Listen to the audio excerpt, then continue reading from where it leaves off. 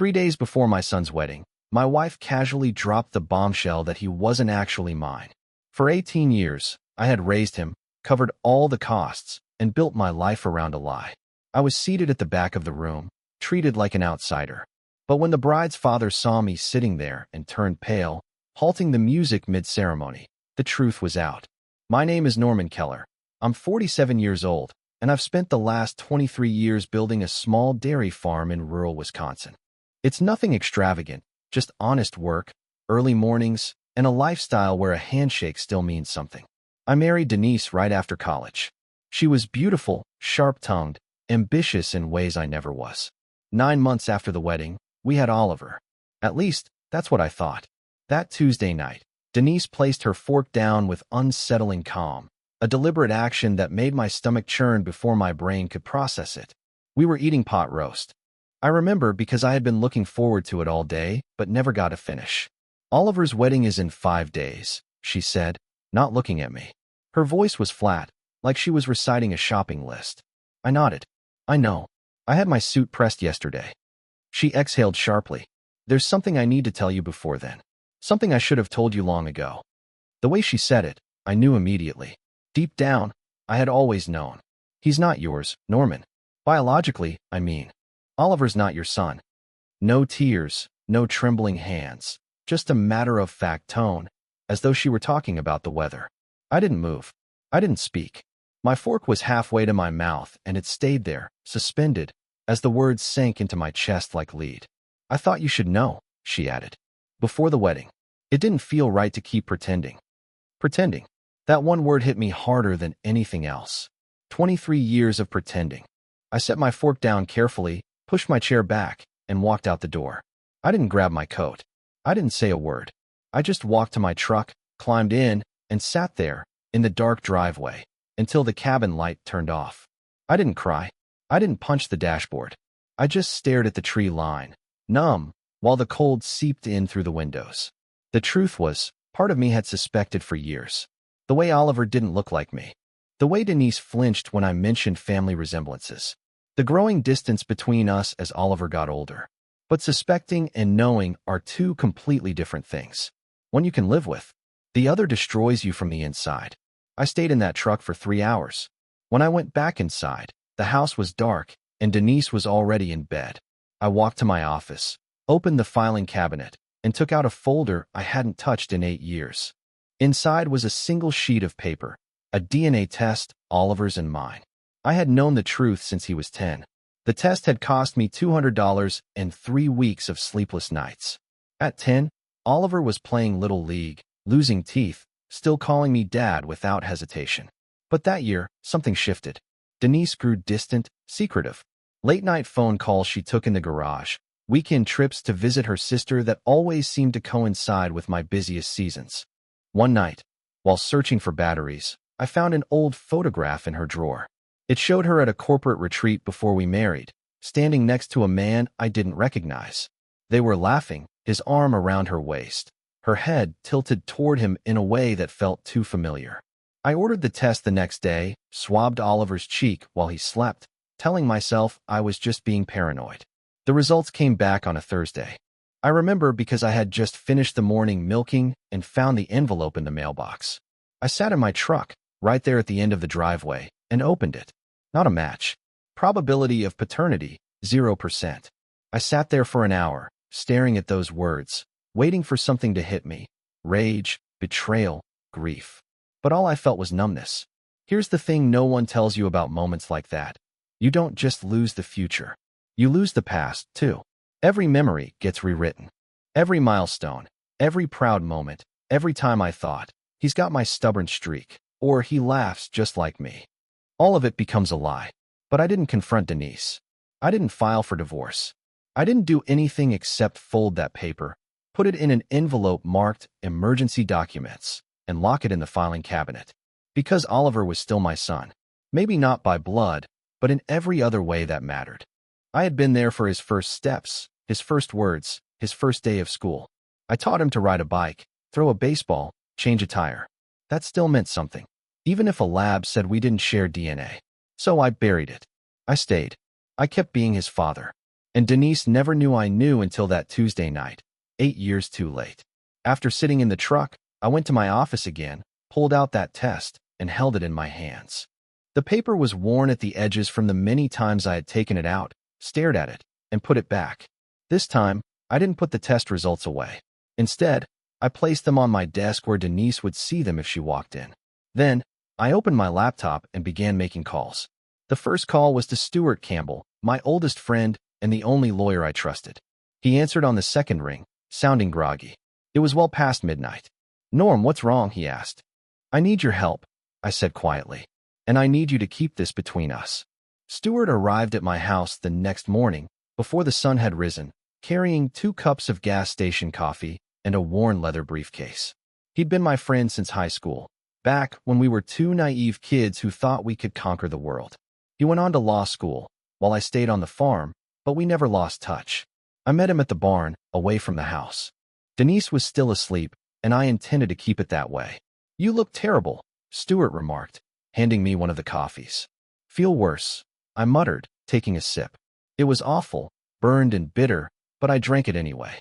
Stuart leaned against the fence, watching the cows slowly move across the pasture. He didn't press me. That was something I always appreciated about him. He knew when to wait. "Denise told me the truth last night," I said finally, looking away. "About Oliver. He's not mine." Stuart's jaw tightened, but he didn't look surprised. "You already knew, didn't you?" I nodded. "Found out when he was 10. Never said a word." "Why not?" he asked. "Because he was my son," I said simply. "He still is. As far as I'm concerned, blood doesn't change what we've built together." Stuart was silent for a moment before pulling a notepad out of his briefcase. "So why call me now? What's changed?" "She told me 3 days before the wedding," I said, my voice flat. Not because she felt guilty, but because she wanted to make sure I knew my place. "She made it clear I'm not invited to stand with the family. I'm just the guy who paid the bills." "What do you want to do about it?" Stuart asked carefully. I took another sip of coffee and stared out at the horizon. "Gerald Ramsey, the bride's father. He owns Ramsey Agricultural Holdings. 5 years ago, he was about to lose everything. Banks were calling in loans, creditors were circling. He came to me, desperate, looking for a private investor." Stuart's eyes narrowed. "You didn't." "I did," I said. "Put up $1 million. Took a 49% stake under a silent partnership agreement. Kept him afloat. Saved his reputation. He never asked why I wanted in. He just needed the money." "And now?" Stuart prompted. "Now I need you to review that contract," I said, pulling a folded document from my jacket pocket. "Specifically, Clause 14, the one about material disrespect or reputational harm caused by direct family connections." Stuart unfolded the paper and read it, his expression shifting from curiosity to admiration. "You wrote this? You really did?" "I did," I said. 5 years ago, you told me it was insurance, just in case." He looked up at me. "If you invoke this, you'll have temporary control over his entire operation. Board votes, contracts, everything. You could shut him down if you wanted to." "I don't want to shut him down," I said quietly. "I just want him to understand who he's disrespecting, and I want everyone at that wedding to see it happen." Stuart folded the paper carefully. "When do you want this filed?" "Tomorrow morning," I said. "I want the board notified by Friday afternoon, right before the rehearsal dinner." He nodded slowly. "This is going to get ugly, Norm." "It already is," I said. "I'm just making sure they can't ignore it anymore." The next 3 days passed in a strange haze. I kept working, kept moving, kept pretending everything was normal. Denise didn't bring up the conversation again. She moved through the house, focused entirely on last-minute wedding details, coordinating with caterers and florists as if our marriage hadn't just unraveled. Oliver didn't call, didn't text, didn't stop by the dairy, even though he drove past it twice a day on his way to town. Radio silence. My mother, Phyllis, called Wednesday afternoon. She was driving in from Minnesota for the wedding, excited to see her grandson get married. She didn't know. Nobody had told her, and I sure as hell wasn't going to be the one to break her heart over the phone. "Norm, honey, I'm so proud of Oliver," she said, her voice warm and full of joy. "You raised such a good boy." I closed my eyes. "Thanks, Mom," I said. "Are you giving a speech at the reception?" she asked. "I bet you've got something wonderful planned." "I don't think I'll be speaking, Mom," I said carefully. There was a pause. What do you mean? You're the father. Of course, you're speaking. It's complicated, I said, keeping my voice steady. I'll explain when you get here. She didn't push, but I could hear the confusion in her voice when we said goodbye. Thursday morning, I paid the final wedding invoice, $32,000. The venue, the catering, the flowers, the photographer, the DJ, the open bar, every single detail that would make Oliver's day perfect. I transferred the money from our joint account, watching the balance drop, and felt absolutely nothing. Denise walked into the kitchen while I was closing my laptop. She glanced at the screen, then at me. Did you finish the payments? She asked. All done, I said. She nodded once, as if I had just completed a simple chore. Good. The planner's getting anxious. No, thank you. No acknowledgement, just good. I stood up and grabbed my jacket. I'm heading to the barn. The invitation came, Denise said suddenly. I stopped, turned. What? She picked up an envelope from the counter and handed it to me. It was cream-colored, expensive cardstock with elegant lettering. My name was printed on the front, Mr. Norman Keller. Not Dad, not father of the groom, just my name. I opened the envelope. The invitation was formal, distant. It listed the ceremony time, venue, and reception details. At the bottom, in smaller print, was my table assignment. Table 24, the last one, tucked away near the kitchen entrance. I looked up at Denise. You put me at table 24? She crossed her arms. The seating is tight. Nicole's family is large. We had to make adjustments. I'm sitting with people I've never met, I said slowly, scanning the list of names near the bathrooms. It's not personal, she said, her tone sharp. It's just logistics. Logistics? I repeated. Yes, she replied firmly. Now, if you're done being dramatic, I need to meet the florist in 20 minutes. She walked out of the kitchen, leaving me standing there with the invitation in my hand. I looked down at it again. Table 24, the back corner, like I was some distant relative they'd felt obligated to invite, but didn't actually want there. I set the invitation down on the counter, walked out to my truck, and drove straight to Stuart's office. Friday afternoon, I was in the barn, checking on a sick calf, when my phone buzzed. It was Stuart. It's done, he said, without preamble. The board got the notification an hour ago. Clause 14 has been invoked.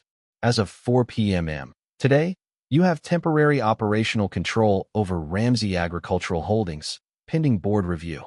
I straightened up, wiping my hands on my jeans. How long until Gerald finds out? He already knows, Stuart said. His CFO called him immediately. From what I hear, he's been trying to reach you for the last 30 minutes. I glanced at my phone, 7 missed calls from an unfamiliar number. Let him wait, I said. He's going to come looking for you, Stuart warned. Good, I said. Let him come. I'll be at the rehearsal dinner tonight. He can talk to me there. There was a brief pause. You're really going through with this? Every step, I replied. See you tonight. I hung up and went back to work. The calf needed attention more than Gerald Ramsey's panic did. 20 minutes later, a truck came roaring up my driveway, kicking up gravel and dust. Gerald climbed out, his face red, jaw clenched. I kept working, filling the water trough, not looking up. Norm, Gerald shouted, storming toward me. What the hell do you think you're doing? I finished filling the trough, turned off the hose, and finally looked at him. Taking care of my animals. What are you doing? You know damn well what I'm talking about. Gerald snapped. You invoked Clause 14. You're taking control of my company 3 days before my daughter's wedding. Temporary control, I corrected calmly. And I'm not taking anything. I'm exercising the terms of our agreement, the one you signed 5 years ago. This is insane, he said, running a hand through his hair. What do you want? Money? More equity? Just tell me what you want and let's fix this. I don't want any money, I said, crossing my arms. I want respect. He blinked. What? Your future son-in-law is my son, I said. I raised him. I paid for this wedding. Every cent. And your family, along with mine, decided I belong at table 24, in the back corner, like I'm nobody. Gerald's expression shifted, from confusion to understanding, then something close to guilt. Norman, I didn't know about the seating, he said. That was Nicole and Denise. They handled all that. It doesn't matter who handled it, I replied. It happened, and now you're going to fix it. Fix it? Gerald asked, his voice strained. You'll figure it out, I said, walking past him toward the barn door. See you at the rehearsal dinner, Gerald. He stood there in my driveway, watching me go. And for the first time in 5 years, he looked like a man who had just realized he'd made a terrible mistake. The rehearsal dinner was held at a country club just outside town. The kind of place where everyone knows your name and your credit limit. I arrived exactly on time, wearing a simple suit, no tie. Denise was already there, playing the perfect hostess, smiling and laughing with guests as though nothing was wrong. Oliver stood near the bar with his groomsmen, a drink in hand, looking completely at ease. He saw me walk in, and his smile faltered for just a moment before he turned away. He didn't wave, didn't acknowledge me, just turned his back. My mother, Phyllis, spotted me immediately and made her way over. She looked beautiful, wearing a navy dress and a pearl necklace, but her eyes were filled with concern. "Norman, honey, what's going on?" she asked quietly, taking my arm. "Denise has been acting strange, and Oliver hasn't said 2 words to me all evening." "It's complicated, Mom," I replied. "Let's get you a drink first." Before she could respond, Gerald approached. He looked ragged, like he hadn't slept, with his wife Linda standing beside him, her expression cautious. "Norman," Gerald said stiffly, "can we talk privately? Anything you need to say, you can say here," I answered evenly. Linda glanced around nervously. "Gerald, maybe this isn't the time." "It's fine," Gerald interrupted. He turned to me and lowered his voice. "I talked to Nicole and Denise," he said. "Your seating has been changed. You'll be at table 3 with the family." "Tree," I repeated. "Yes," Gerald confirmed. "It's near the head table, close to Oliver and Nicole. I'm sorry about the confusion." My mother looked between us, clearly confused. "What confusion?" "Nothing, Mom," I said, keeping my eyes on Gerald. "Just some last-minute adjustments." Gerald shifted uncomfortably. "And about the other matter, the business matter. Can we discuss terms? Come to an arrangement?" "There's nothing to discuss," I said calmly. "The agreement stands as written. You'll have control back once the board completes their review. Until then, I'm holding the reins." His jaw tightened. "You're doing this to humiliate me." "No," I said. "I'm doing this so you understand what it feels like to have your authority stripped away in front of everyone who matters." Linda's eyes widened. My mother looked at me sharply. Several nearby guests had stopped talking and were now watching us. Gerald opened his mouth to respond, but before he could, Denise appeared at my elbow. "What's going on here?" she demanded, her voice tight. "Just clarifying some details," I said. "Respect and consequences." Denise looked at Gerald, then at me, and I saw the moment she realized something had shifted, that I wasn't just going to sit quietly in the back and accept whatever scraps they threw my way. "Norman, don't make a scene," Denise hissed. "I'm not making a scene," I said. "I'm just standing here, but if you'd like to discuss our situation publicly, I'm happy to oblige." Her face went pale.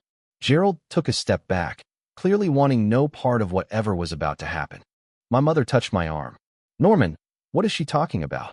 I looked at Denise, giving her a chance to come clean. She stared back at me, defiant and silent. "Ask your daughter-in-law," I said quietly. "She has a lot to explain." My mother didn't let go of my arm. She pulled me aside into a quieter corner of the country club. Her face was set in the expression I had known since childhood, the one that meant she wasn't leaving without answers. "Norman Joseph Keller," she said, using my full name, the way she only did when she was serious. "What is happening? And don't tell me it's nothing." I looked at her, this woman who had raised me to be honest, to stand up for myself, to never back down from the truth. She deserved to know. "Denise told me 3 days ago that Oliver isn't my biological son," I said quietly. "He never was." The color drained from her face. She gripped my arm, studying me. "What?"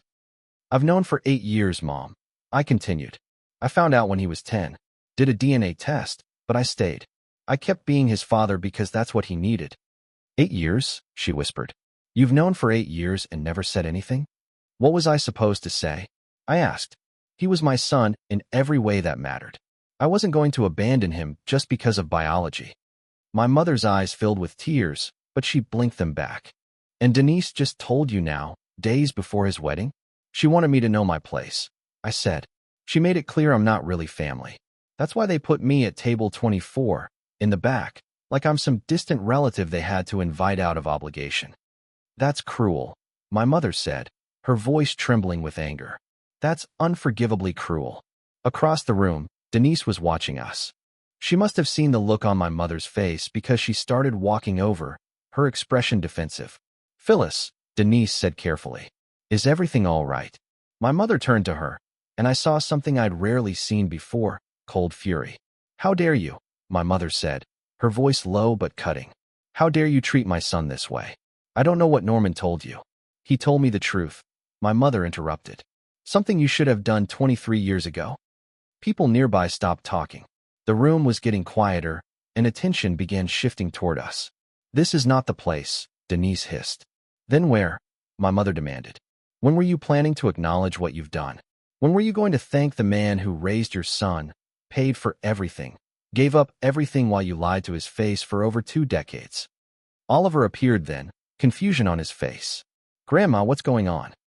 My mother looked at him, and I saw her heart break. Oliver, honey, did you know? Did you know Norman isn't your biological father? Oliver's face went pale. He glanced at Denise, then at me. I've known since I was 16, he said. Mom told me. The words hit like a hammer. 16. He'd known for 2 years. 3 years of growing distant, cold, dismissive. It wasn't confusion or teenage rebellion. It was a choice. And you didn't think I deserved to know you knew? I asked quietly. Oliver shifted uncomfortably. Mom said it would be easier if we just didn't talk about it. Easier for who? My mother asked sharply. Oliver didn't answer. He just stood there, looking between his mother and me. And for the first time, I saw him clearly, not as my son, but as a stranger wearing a familiar face. The wedding morning arrived with clear skies and perfect weather, the kind of day that makes photographers smile. I hadn't slept much.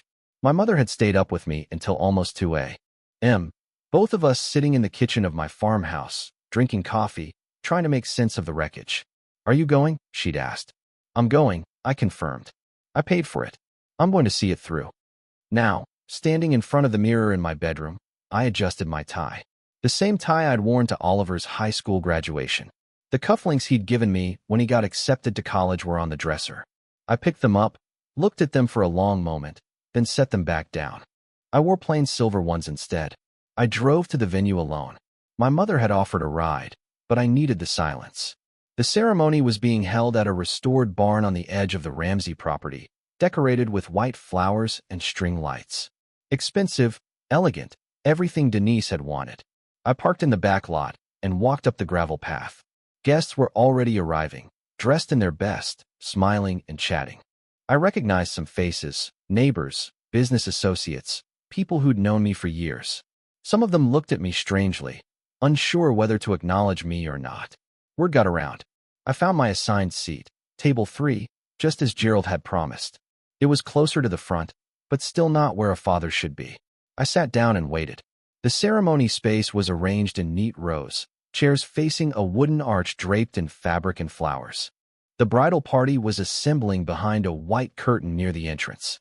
I could hear voices, nervous laughter, last-minute adjustments. Then I saw him, Oliver, standing with his groomsmen in his tuxedo. He looked good, confident, happy.